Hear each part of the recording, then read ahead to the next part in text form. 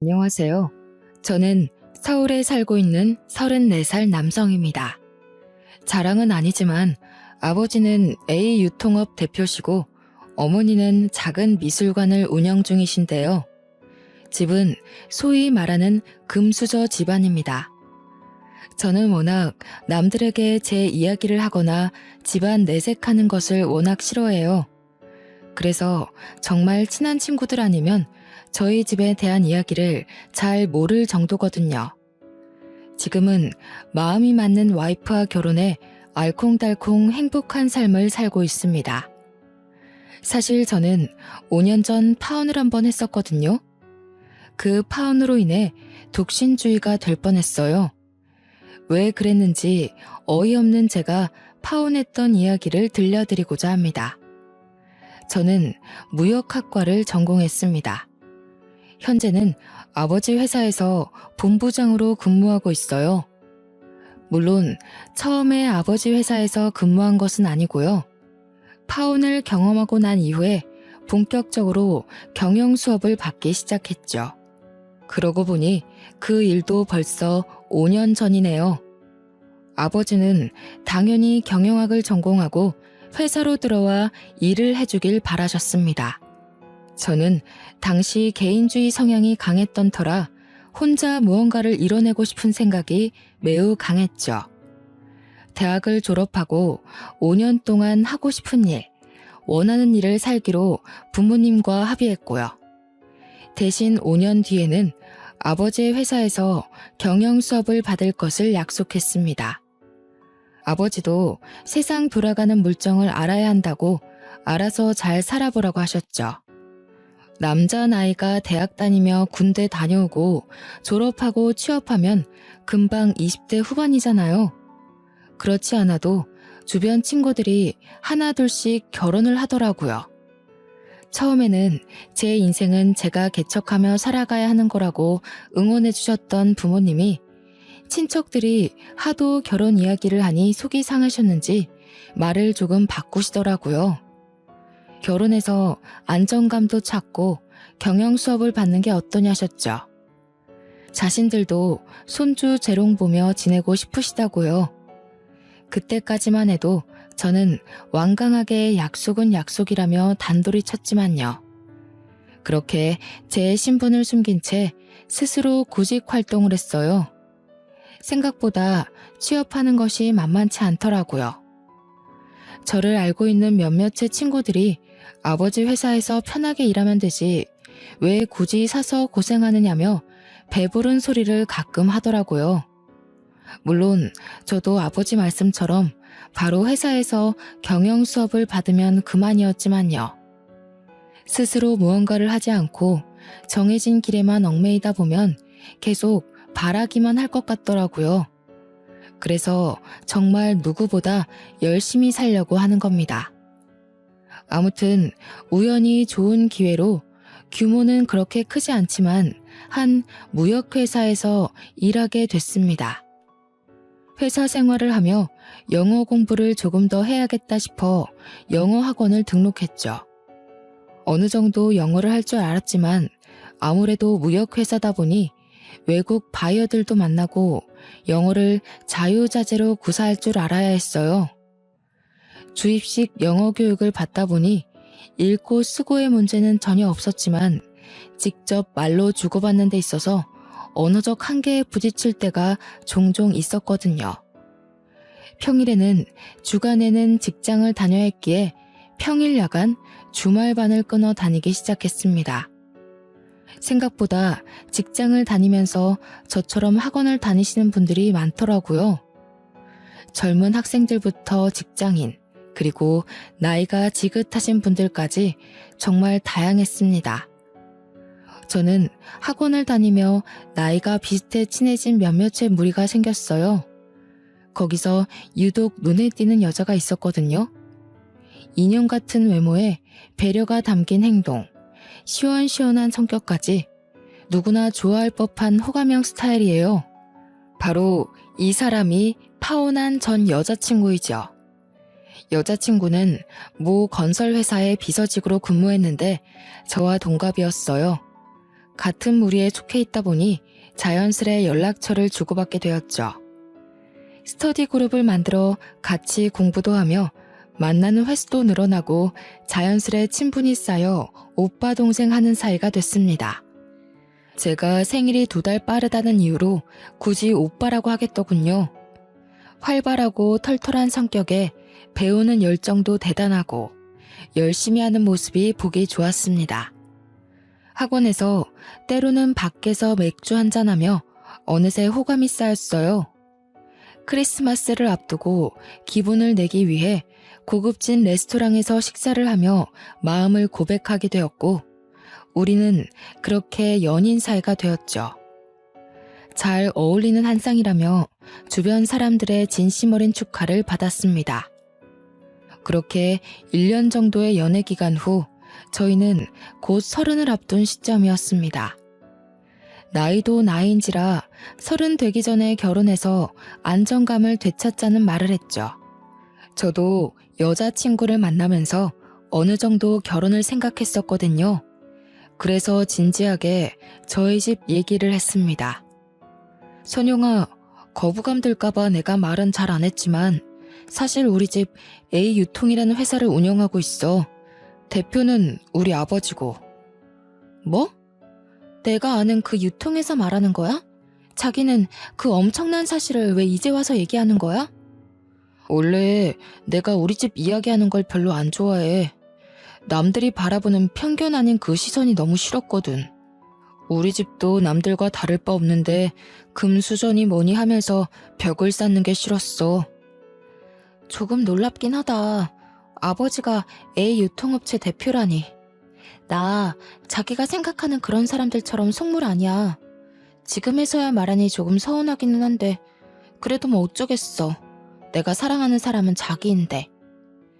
여자친구는 조금 놀란 눈치였지만 이내 차분함을 유지했습니다. 드라마에서 보면 2가지 부류잖아요. 부담스러워서 거부감을 느낀다던가 돈을 바라고 달려들던가 말입니다.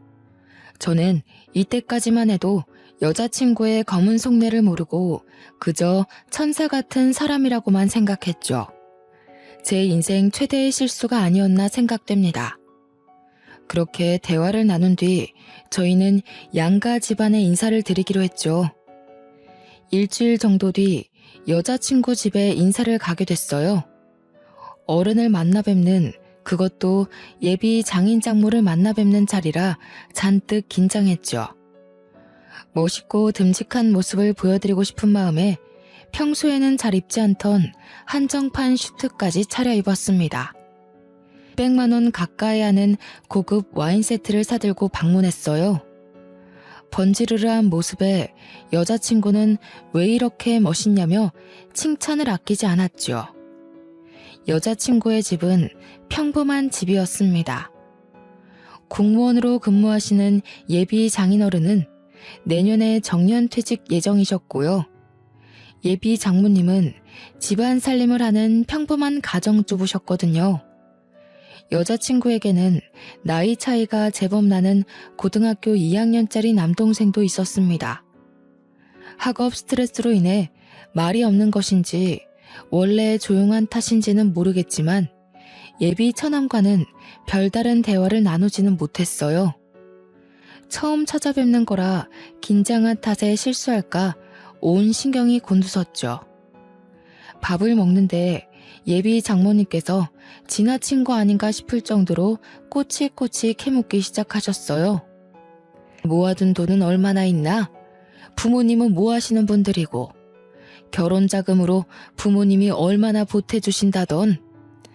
집은 직장 근처로 잡아야 하고 나중에 애 태어날 거 생각해서 미리 큰 집으로 받은 건가? 네, 어머님. 저희가 사회생활을 시작한 지 얼마 되지 않아 모아둔 돈은 얼마 없습니다. 한 8천만 원 정도 되고요. 상황을 봐야 알겠지만 형편에 맞게 살려고 합니다. 뭐? 8천? 그러면 자네 부모님은 결혼 자금으로 얼마나 보태주신다는 그런 말씀이 없으셨나 봐? 아참, 내가 너무 무례했지? 하나밖에 없는 딸 시집 보내는데 노파심에 그만.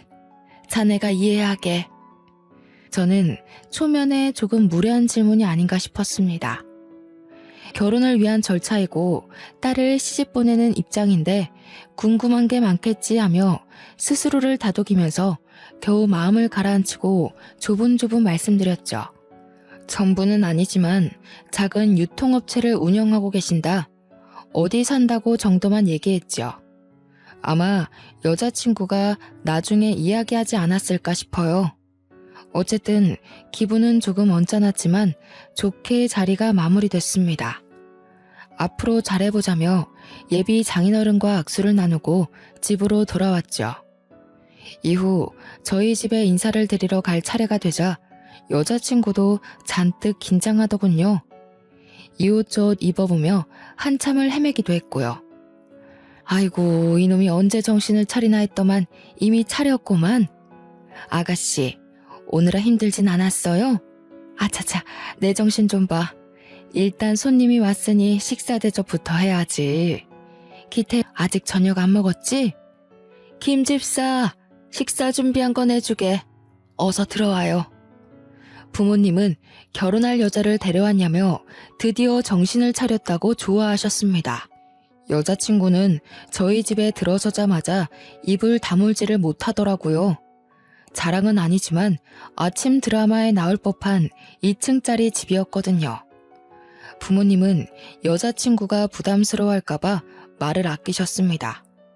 서로 좋으면 그만이라고 결혼 준비는 차근차근 해보자며 좋게 자리가 마무리되었죠. 집으로 데려다주는 길에 여자친구가 그러더군요.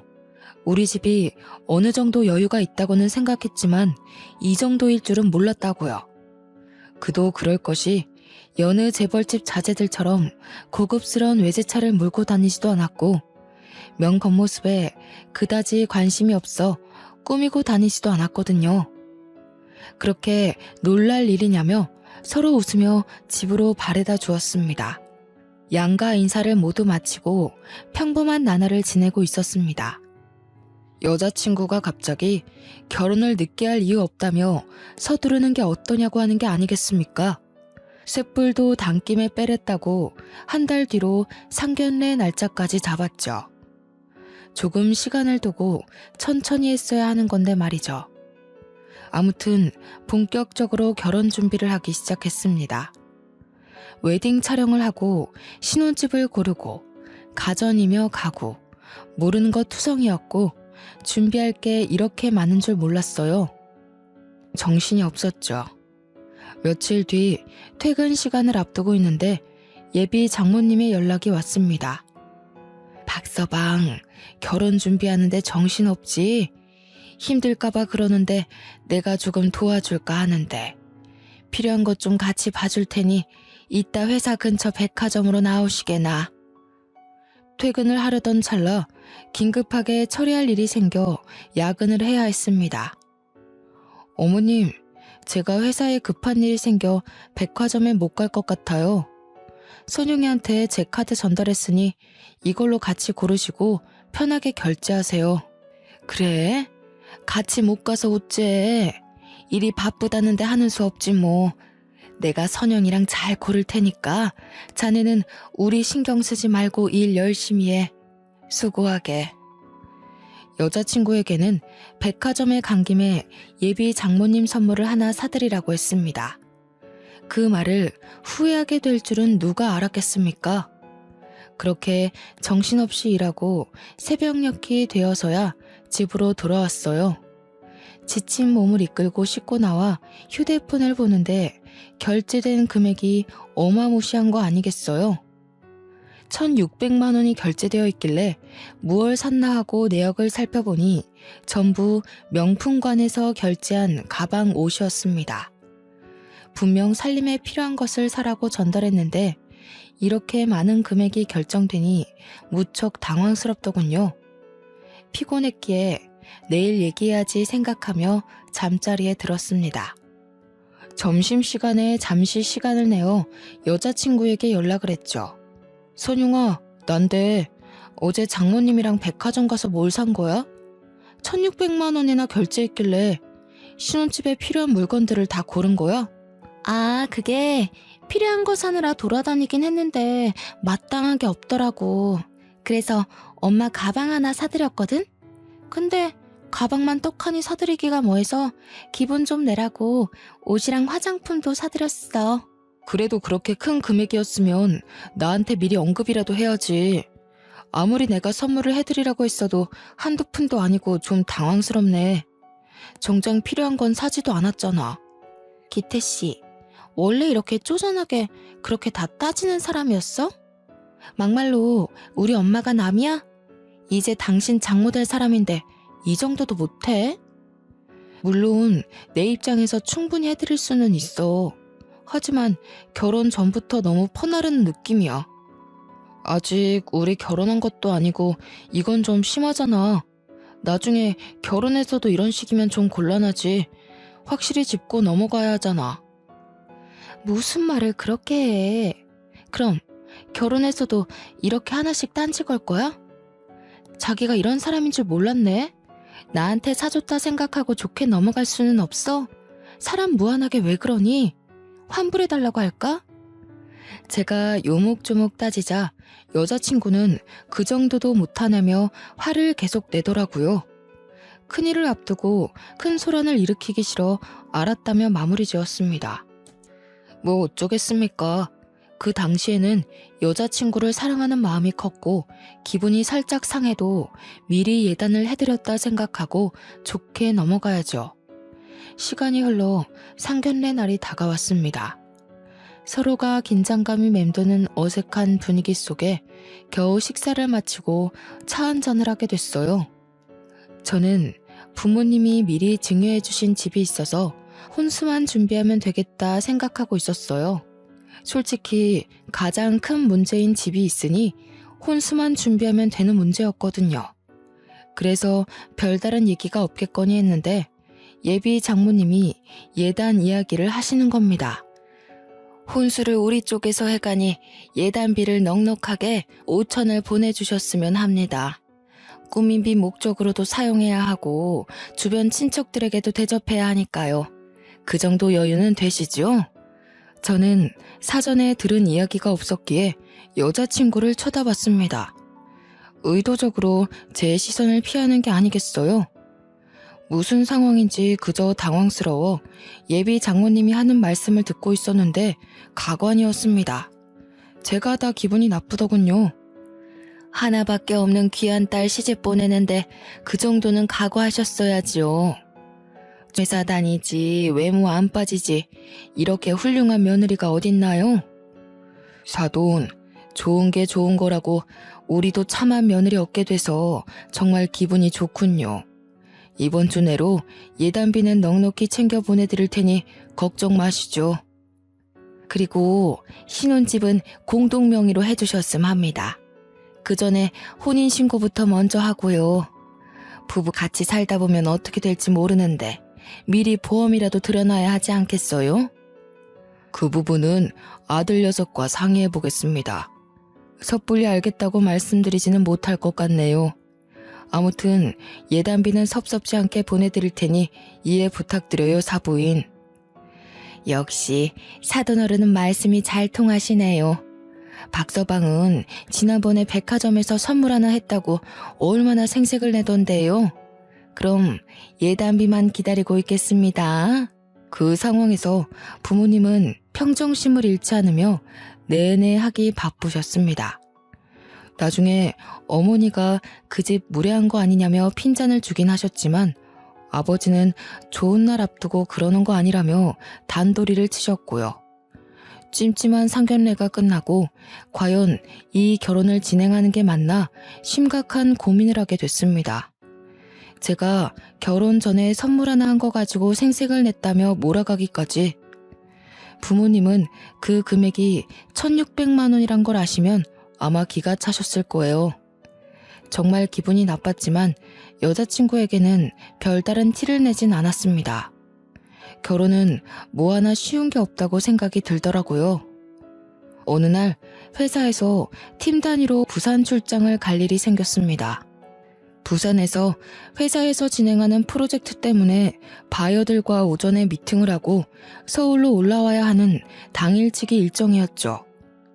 부산이 고향이신 팀장님은 집에 급한 볼일이 생겨 하루 연차를 쓰셨고 저와 같이 있던 회사 선배인 유주임과 함께 서울로 올라가게 되었죠. 교대 운전을 하며 길고 긴 고속도로를 지나 서울에 거의 다다랐을 무렵 갑자기 유주임이 휴게소에 잠시 들렸다 가자며 힘겹게 말을 하는 겁니다. 휴게소에 도착하니 고개를 푹 숙이며 식은 땀을 흘리며 배를 부여잡고 있는 게 아니겠어요? 배가 갑자기 아프다며 앓는 소리를 내는데 심각해 보였습니다. 생리통 같은데 진통제를 가져오지 않아 병원에 가야 할 것 같다는 겁니다. 유주임이 운전을 하는 데에는 무리가 있을 것 같아 바로 교대를 했고요. 조수석에 앉히니 실신할 것 같이 위태로워서 바로 병원으로 이동했죠. 다행히 서울에 인접한 휴게소여서 지체 없이 병원에 갈 수 있었습니다. 저는 회사에 들어가 보고서를 작성해야 했고 다른 여직원에게 연락해 같이 있어달라고 부탁을 했고요. 그렇게 직장 동료를 기다리고 있는데 저 멀리서 익숙한 실루엣이 보이는 게 아니겠어요? 예비 장모님과 여자친구였습니다. 저는 반가운 마음에 가까이 다가갔는데 진료실에서 나오며 하는 말을 듣고는 등을 돌려 그 자리에 멈춰 서 있을 수밖에 없었습니다. 엄마, 나 이제 어떡해. 애 아빠는 누군지도 모르는데 갑자기 임신이라니. 이거 기태 씨가 알면 어떡하지? 예, 그렇다고 생긴 애를 또 지워? 너 그러다 몸 망가진다. 그러게, 내가 조심하라고 그렇게 말을 했잖니. 이게 도대체 몇 번째야? 곧 결혼을 앞두고 있는 애가 무슨 망신이야 이게? 아니 엄마는 무슨 말을 그렇게 해. 내가 알고 그랬어? 진짜 곧 결혼인데 어떡해. 드레스 입기 전에 배 나오고 그러는 건 아니겠지? 으이구, 내가 못 산다 못 살아. 그러지 말고 이 애미가 다 생각이 있어. 그러니 내 말대로 한번 해보자. 막말로 결혼 앞두고 애 생겼다고 해도 되잖아. 요즘 혼전 임신 그게 대수니? 아직 초기라고 하니까 시기야 잘 둘러대면 되는 거고. 알고 보니 여자친구는 임신 5주 차였고 둘이 대화를 나누며 아빠도 모르는 아이를 제 아이로 둔갑시킬 계획을 했던 겁니다. 몇 주 차이 나는 거 충분히 그럴 수 있다며 계획을 잘 짜보던 그들의 말이 귀에 계속 맴돌았습니다. 정신을 차리고 회사에 들어가서 일을 하는데도 미친 듯이 생각나더군요. 안 하던 실수도 하고 동료가 정신 좀 차리고 일하자고 말할 정도였습니다. 제가 만약에 산부인과에서 그들을 마주치지 않았으면 이 사실을 몰랐더라면 아마 전 평생 그 아이를 위해 헌신해야 했을 거 아닙니까? 저는 너무나 화가 났고 일에 도저히 집중을 할 수가 없었어요. 예비 장모가 이게 대체 몇 번째냐고 말하는 걸 똑똑히 들어서 여자친구에 대해 제대로 조사를 해봐야겠다고 생각했습니다. 며칠 뒤 저는 일부러 여자친구에게 결혼 기념으로 삼아서 여행을 가자고 했습니다. 기태씨, 나 요즘 컨디션이 안 좋은데 다음에 가면 안 될까? 그리고 곧 결혼하면 신혼여행도 갈 텐데 갑자기 무슨 여행이래? 결혼 전에 마지막으로 싱글로서 가는 여행이라 생각해. 지금 아니면 언제 가봐? 곧 결혼 준비로 바쁠 테니까 지금 미리 다녀오자. 신혼여행은 신혼여행이고, 응? 그렇게 여자친구를 어렵사리 설득하고 여행 계획을 짰습니다. 계획이라고 할 것도 없는데 맛있는 음식 먹고 편히 자고 오고 그럴 생각이었죠. 물론 여행을 가 여자친구가 잠들면 몰래 휴대폰을 보고 증거 수집을 하리라 생각했고요. 가평으로 펜션 숙소를 예약하고 아무렇지 않게 좋은 풍경을 보고 맛있는 것도 먹으며 일부러 피곤한 하루를 보냈습니다. 아니나 다를까 여자친구는 피곤하다며 일찍 잠자리에 들었죠. 저는 그 틈으로 여자친구의 휴대폰을 살펴보았죠. 여자친구는 휴대폰을 평소에 잠그지 않는 버릇이 있어 증거 수집은 의외로 쉽더군요. 하지만 여자친구의 휴대폰을 살펴보는 내내 치가 떨렸습니다. 당장이라도 깨워 뺨을 한 대 갈겨주고 싶은 심정이었어요. 저와 여행을 온 와중에도 다른 남자와 메시지를 주고받은 게 아니겠어요? 휴대폰 갤러리에는 만나던 남자들로 추정되는 사람들의 사진과 녹음 파일 몇 개, 동영상들이 저장되어 있었습니다. 그리고 예비 장모님과 친구들에게 나눴던 대화 내용이 아주 고스란히 담겨 있었습니다. 수지야, 간만에 돈 많은 사람 잡은 것 같아. 이번에 꼭 결혼에 성공하려고. 선영아, 이번에는 실수하지 말고 잘해. 우리 선영이 결혼하면 사모님 소리 들으면서 살 수 있겠네. 나 잊으면 안 된다.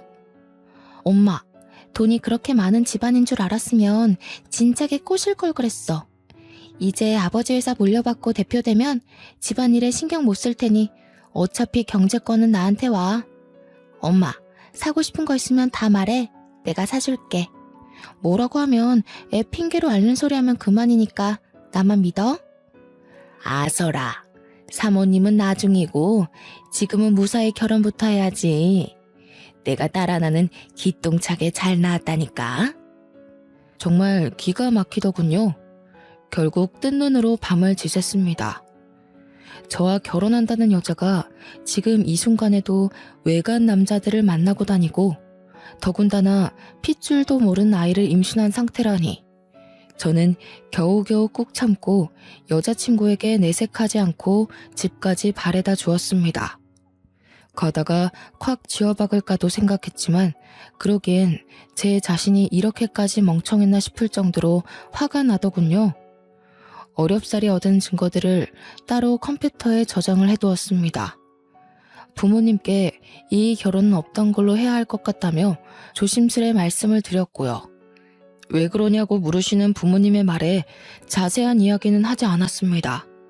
사실을 알게 되면 노발대발하시고 목에 핏대를 잔뜩 세워 흥분에 겨운 소리로 호통치실 게 뻔했습니다. 호통뿐이겠습니까?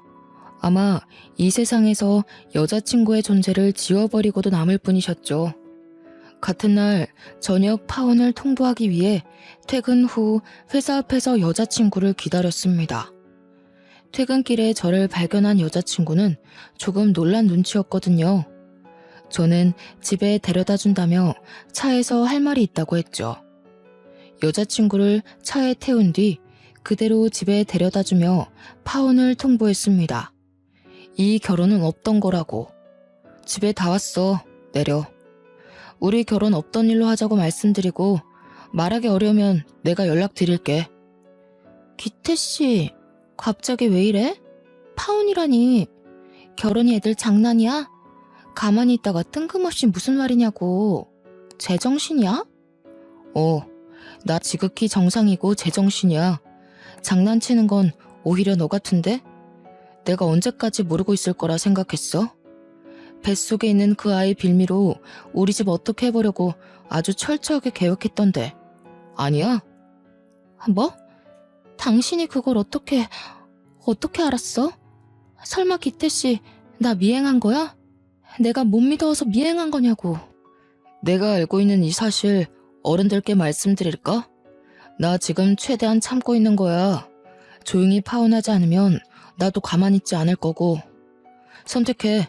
얌전히 파혼할지 말지. 기태씨, 내가 잘못했어. 이 아이 당장 내가 가서 수술할게. 그럼 돼? 나 기태씨 없으면 못 살잖아. 파혼만은 안 돼. 제발 아이를 봐서라도 용서해줘. 여자친구가 차에서 내리지 않고 버티며 파혼은 안 된다고 하자 저는 조수석에서 반 강제로 여자친구를 끌어내렸어요. 집 앞에서 생쇼를 하고 있으니 소란스러웠는지 예비 장인 장모가 밖으로 나오시더군요. 주민들도 싸움이 났나 하고 내다보고 있었고요. 선영이 너 이게 다 무슨 말이냐? 파혼은 뭐고 아이는 또 무슨 말이야? 너 임신했니? 박서방 아이가 아닌 게야? 예비 장인은 아무것도 모르는 눈치셨습니다. 그저 어떻게 해야 할지 빠져나갈 궁리만 모색하는 예비 장모와 여자친구의 모습만 보였을 뿐이죠. 이렇게 된 이상 저는 숨길 이유가 없었습니다. 장인어른이 들으신 그대로입니다. 선영이가 품고 있는 아이, 제 아이 아닙니다. 저 선영이와 결혼 없던 걸로 하겠습니다. 그래, 나 임신했어. 자기 아이 아니야. 자기 나 사랑한다며. 이 아이 우리 아이로 키우면 안 될까? 자기만 눈 감아주면 모든 상황이 정리되는데. 너 정말 무서운 여자구나. 고작 이러려고 나랑 결혼하자고 한 거였어? 와, 진짜 어이가 없어도 이렇게 없을 수가 있나. 그렇게 쉽게 아이를 지운다는 얘기를 하다니. 넌 뻔뻔하고 못된 살인자야. 너란 사람을 어떻게 믿니? 내가 다 잘못했어. 그렇다고 이 어린 생명을 지워? 난 어떻게 살라고. 그러니 기태 씨만 눈 감아주면 돼. 기태 씨 어떻게 안 될까? 나한테 증거 다 있어. 그날 산부인과에서 너랑 장모님 다 봤다고. 내가 눈 감아준다고 해결될 일이 아니야. 작정하고 나를 노린 주제에 무슨 할 말이 그렇게 많아? 빠져나갈 구멍이 없던 탓인지 여자친구는 눈물바람으로 이실직고하기 시작하더군요.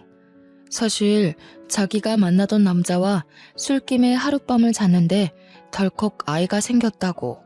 그런데 그 남자 마땅한 직업도 없이 술 마시고 놀러 다니며 방탕한 생활을 한다면서 말입니다. 그래서 자기도 홧김에 좋은 남자 물어 성공해야겠다는 못된 생각을 품었다는 웃기는 소리를 하대요. 돈이 많은 우리 집안을 보고 앞으로 걱정 없이 살 수 있겠다 생각이 들었다는 겁니다. 게다가 저에게 아이 아빠가 되어주지 않겠냐며 아나무인의 말을 하는 게 아니겠어요. 정말 뻔뻔함의 극치였습니다. 무슨 생각으로 저렇게 염치까지 없는지 의구심도 들더라고요. 머릿속을 들여다보고 싶었습니다. 이 결혼은 무효라며 모든 것을 제자리로 돌려놓겠다고 엄포를 놓았습니다. 예비 장인어른은 저에게 미안하다며 일단 집으로 돌아가고 따로 이야기하자고 하셨습니다. 끌려 들어가다시피 하는 여자친구를 뒤로 저는 제 갈 길을 가려 했죠. 아직도 사태 파악이 안 된 여자친구는 악다구니를 쓰며 아니라고 소리를 치더라고요. 덕분에 이웃집 사람들도 무슨 일인가 하고 나와 저희를 쳐다보며 수군거리기 시작했습니다. 철창 속 원숭이가 이런 기분일까요? 순식간에 저희는 동네 구경거리가 됐죠. 저는 아랑곳하지 않고 파혼을 통보하고 집으로 돌아왔습니다. 마음에 잠도 제대로 못 자고 그저 맥주 한 캔을 마시며 멍하니 밤하늘을 바라볼 뿐이었죠. 다음날 회사에서 오전 업무를 끝낸 뒤 유주임이 지난번 일이 고맙다며 밥을 산다고 하는 겁니다. 병원에 같이 있던 동료와 셋이서 점심 식사를 끝낸 뒤 들어오는데 로비에서 누군가 제 이름을 부르며 다가오는 게 아니겠어요? 예상대로 예비 장모님이 절 찾아온 거였습니다. 무슨 일이냐고 말하던 찰나 고개가 옆으로 돌아가 버리는 게 아니겠어요? 바로 예비 장모가 저의 뺨을 후려친 겁니다. 하루도 안 지나서 바로 여자가 생겼네. 파혼하자던 이유가 이거였어. 우리 선영이는 지금 끙끙 앓아 누웠는데 자네는 버젓이 밥 먹고 하하호 거리고 있나? 무슨 말씀인지 하나도 못 알아듣겠네요. 도대체 남의 회사에 와서 왜 이러시는 겁니까? 여기가 안방도 아니고 마음대로 그렇게 들락날락 하는 곳인 줄 알아요? 뭐? 자네 말 다 했나? 그래, 이 여자 때문에 우리를 아주 개망신을 준 거구만. 내 딸아이 뱃속에 있는 아이는 어쩔 거야, 이 파렴치 않아. 너 같은 게 우리 선영이랑 결혼할 뻔했다니 정말 수치스럽기 짝이 없어. 그만하고 돌아가세요. 저 정말 많이 참고 있는 겁니다. 파혼으로 안 끝낼 거니까 당장 돌아가세요. 뭘 알고나 이러시는 겁니까? 선영이 뱃속에 있는 그 아이, 제 아이 아니고요. 저는 더 이상 이런 모욕 듣는 거 못 참습니다. 뭐? 네가 어쩔 건데? 내 딸 인생 조져놓고 이 불려우 같은 년, 네가 우리 사위 꼬셨구나. 우리 딸이 어디가 모자라서 이런 년한테 밀리는 건데? 헤어질 거면 돈이라도 주던가. 우리 선영이 혼자 아이를 어떻게 키우란 말인가?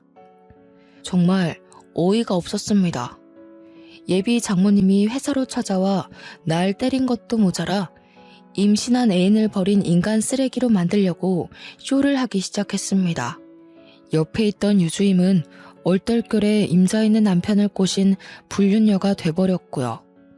나오지도 않는 눈물바람으로 누구 때문에 이렇게 인생이 됐냐며 신세한탄까지 하는 모습에 정말 혀를 내두를 정도로 기가 차더군요. 유주임과 같이 있던 동료는 그저 멍하니 서 있을 뿐이었고요. 점심시간이 끝나갈 무렵이라 그런가 로비에는 많은 사람들이 있었죠. 창피한 건 둘째치고 이 상황 자체를 빨리 끝내야겠다고 생각했습니다. 결심이 서더군요. 저는 결국 파혼하고 조용히 덮으려 했는데 도저히 참을 수가 없는 상황이지라 아버지를 통해 변호사를 선임했습니다. 결국 그들을 사기죄와 폭행죄, 모욕죄로 고소했습니다.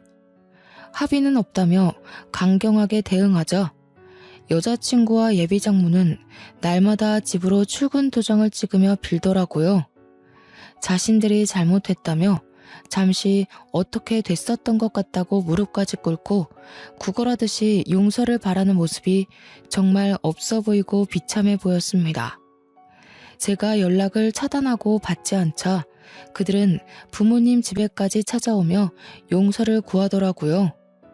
모든 사실을 알게 된 부모님은 아니나 다를까 노발대발하셨습니다. 그동안 가만히 계시던 점잖으셨던 어머니가 예비 장모님의 뺨을 후려 갈기셨습니다. 평소 싫은 소리 한 번 안 하시는 분이라 돌발 행동에 놀라긴 했지만 속이 시원했어요. 이건 내 아들 때린 값. 감히 어디라고 회사까지 찾아가서 내 아들 얼굴에 손찌검을 해? 격 떨어지게 이게 무슨 행동이야? 당신 미쳤어? 사부인, 아니 사모님, 죽을 죄를 지었습니다. 한 번만 용서해 주세요. 제가 잠시 미쳤었나 봅니다. 정말 죄송합니다. 제가 딸아이를 잘못 교육시켰습니다. 제발 저를 봐서라도 소송만은 피해 주세요. 어머님, 제발 소송만은 취하해 주세요. 제가 잘못했어요. 어머님? 감히 그 더러운 입으로 어머님? 핏줄도 모르는 씨앗을 몸에 담은 천한 계집애 따위가 감히 우리 집안 장자를 넘봐? 머리통은 장식으로 달렸어?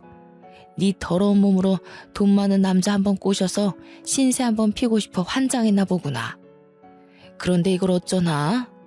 네 그 뱃속에 있는 씨앗 때문에 넌 평생 지옥 속에 살게 될 건데 말이야. 어머님, 저를 봐서라도, 아니 뱃속에 아이를 봐서라도 제발 한 번만 봐주세요. 저 정말 기태씨 많이 사랑해요. 어머니, 저 좀 이해해주세요. 제발요. 귀를 닫았나 보구나. 내가 지금 한 말 못 들었니? 아직도 정신을 못 차렸구나. 어디서 뻔뻔한 낯짝을 들고 와서는 용서를 바라는 거야? 감옥에서 평생 썩게 해줄 테니 더러운 면상처리 치워. 꺼지지 못해? 내가 가만히 지켜보기만 하니까 우리 집안이 그렇게 만만해 보이던? 엄마, 진정하시고 일단 좀 앉으세요. 그러다 쓰러지세요. 박기태 너도 이 엄마가 참 실망스럽다. 내가 너 그렇게 키웠니? 너 이러려고 경영수업 안 받고 밖으로 놔둔 거야? 너는 나중에 따로 이야기하자. 한집사, 당장 이것들 끌어내. 근본도 모르는 더러운 것들 우리 집에서 내치란 말이야. 사모님, 사부인, 그러지 말고 저희 말도 좀 들어보세요. 이거 안 놔? 내가 할 말이 있다잖아. 이럴 수는 없어. 이럴 수는. 여자친구와 예비 장모님은 경호원들에 의해 비참히 끌려나갔습니다. 며칠간 조용하다 싶더니 제 소송을 진행해준 변호사한테 연락이 오더군요. 잘 진행되고 있나 안부를 물으려는 찰나 상대방, 그러니까 여자친구가 나와 우리 엄마를 명예훼손과 폭행죄로 맞고소했다는 게 아니겠어요? 지금 당장 감옥에 가둬도 시원찮지만 조금 더 생각해보겠다고 말한 게 후회가 되더라고요. 형, 제가 다 미안해요. 엄마랑 누나 정말 미친 것 같아요. 아빠랑 제가 제발 그러지 말라고 말려도 소용이 없어요. 그냥 저희 생각하지 마시고 법대로 해주세요. 아버지도 그렇게 하길 바라세요. 엄마랑 누나는 벌을 받아야 정신을 차릴 것 같아요. 처남도 따로 연락 와서는 미안하다고 말하는데 제가 다 미안할 정도였습니다. 한참 공부해야 하는 나이에 이런 상황이나 겪게 하고 어른으로서 미안하더군요. 내노라 하는 로펌의 변호사를 둘이나 섭외하여 강경 대응을 하자 결국 그들은 더 이상의 여유가 없었는지 꼬리를 내렸습니다. 결국 정신적 피해 보상금 명목으로 2천만 원을 받기로 하고 소송을 취하했고요. 빨간 줄마저 그이면 자신은 정말 어떻게 살아가야 하냐며 통사정을 하더라고요. 모 건설회사 비서로 근무하던 여자친구는 회사의 소문이 나 더 이상 생활을 하기 어려웠고 한참 돈이 들어갈 시기인 고등학생인 처남까지 더해 경제 상황은 말이 아니었던 겁니다. 더군다나 여자친구의 일로 내년에 정년퇴직을 앞두시던 예비 장인어른도 공직 생활을 마무리하시고 사직서를 내셨다고 합니다. 이후 주변 사람들을 통해 그 여자는 회사에서도 잘렸고 힘겹게 구직 활동을 하고 있다 전해 들었어요. 해당 업계에서는 여자친구에 대한 소문이 쫙 나버렸습니다. 그러니 취직이 힘들 수밖에요. 누가 그런 여자를 직원으로 쓰겠습니까? 여자친구네 회사는 반듯하고 정직한 임시를 내세우는 회사였는데 당연히 불륜을 저지르고 못된 행동을 일삼은 여자친구를 곱게 볼 리 없었죠. 비서직에 근무하고 있던 여자친구가 품위 유지가 되지 않고 회사에 막대한 영향을 끼쳤다며 권고사직 당했더라고요. 아버지가 비록 유통업이지만 발이 겁나 넓기로도 유명하신 분이거든요. 제 소송을 맡아주시던 변호사도 알고 지내던 고향 선후배 사이라고 그랬습니다. 여자친구는 취업이 제대로 막혀버리고 말았습니다. 집안이 풍비박산나고 어찌할 도리가 없으니 맨날 저를 찾아와 빌고 또 빌더라고요. 재벌과 결혼하는 것이 다행이다 싶어 온갖 사치를 다 부리고 다녔는데 결국 그게 본인들이 자초한 일 아니겠습니까?